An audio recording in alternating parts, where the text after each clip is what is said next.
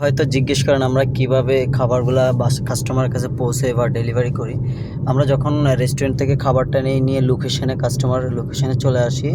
আসার পরে দেন যে লোকেশনে কাস্টমারের বাসাটা সেখানে আসি, এসে কল দিই। যদি কলে না পাওয়া যায় তাহলে তাকে হোয়াটসঅ্যাপে ছবি পাঠাই বা কিতা অ্যাপ্লিকেশন থেকে ছবি পাঠাই জিজ্ঞেস করি।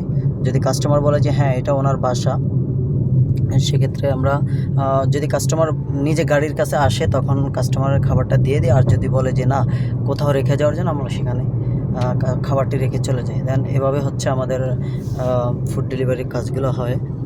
তো আমি এখন একটা খাবার নিয়ে আসছি, সেটা হলো যে এই খাবারটা এখানে হচ্ছে তামিজ বিস্কিট, যেটা আমাদের দেশে রুটি বলা হয়, তন্দুর রুটি। আর হচ্ছে যে কিছু